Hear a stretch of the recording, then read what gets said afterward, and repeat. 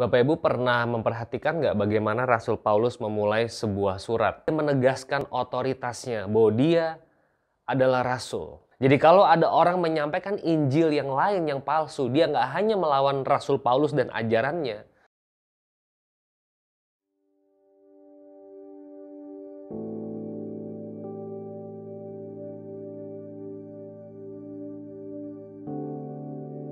Shalom Bapak Ibu, selamat hari Minggu. Pada hari ini kita mau melihat surat Paulus kepada jemaat di Galatia.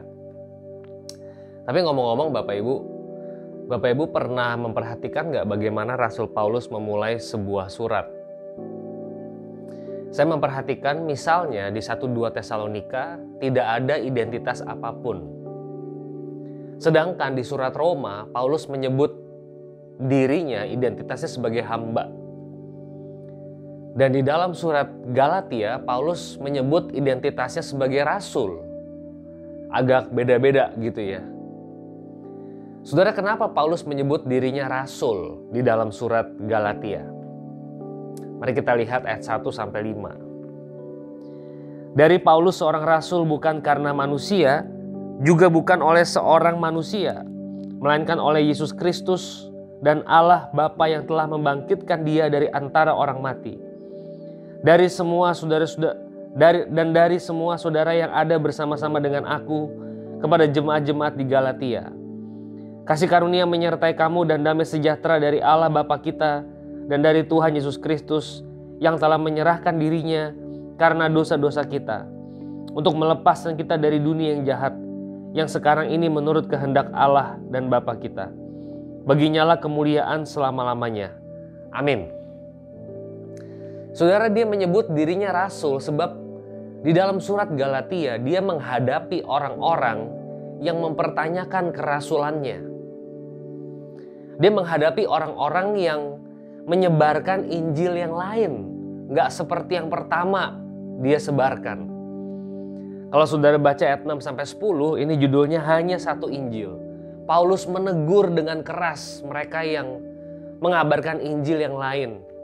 Bahkan kalau Paulus atau malaikat turun mengabarkan Injil yang lain, terkutuklah dia. Saudara, intinya kenapa dia ngomong dirinya rasul? Dia menegaskan otoritasnya bahwa dia adalah rasul. Dia bukan hamba seperti di surat Roma, tapi dia adalah rasul yang sungguh-sungguh dipilih oleh Tuhan. Yang kedua, saudara, ini rasul-rasul dari mana? Paulus menegaskan bahwa dia rasul bukan dipilih oleh manusia. Bukan karena manusia, juga bukan oleh seorang manusia, melainkan oleh Yesus Kristus. Saudara, Paulus adalah rasul yang punya pengalaman pertemuan dengan Yesus dalam perjalanan ke Damaskus. Dia sungguh-sungguh rasul karena dipilih langsung oleh Tuhan. Yang menarik juga, Paulus ngomong begini nih, buat apa sih dia ngomong ini? Melainkan oleh Yesus Kristus dan Allah Bapa yang telah membangkitkan dia dari antara orang mati. Dia di bagian suratnya awal ini, Galatia, menegaskan bahwa Yesus bangkit dari antara orang mati. Dan dia tuh dipilih oleh Yesus yang kaya begitu. Itu berarti dia mau mengatakan bahwa dia berjumpa, dia bertemu dengan Yesus yang bangkit. Dia bukan diangkat oleh gereja pada waktu itu, tapi dia diangkat oleh Yesus langsung. Dan Yesus itu Yesus yang mati dan bangkit. Dia mengkonfirmasi bagian itu. Yang kedua, dan dari semua saudara yang ada bersama-sama dengan aku kepada jemaat-jemaat di Galatia. Saudara, Paulus mau mengatakan, menurut saya di ayat yang kedua, kalau kamu melawan jemaat, kalau kamu melawan aku, kamu sebenarnya melawan jemaat. Karena kerasulanku diotorisasi oleh jemaat. Saudara ingat 1 Korintus pasal 9 kemarin. Jadi kalau ada orang menyampaikan Injil yang lain yang palsu, dia nggak hanya melawan Rasul Paulus dan ajarannya, tapi iman yang sudah ada di tengah-tengah jemaat pada waktu itu.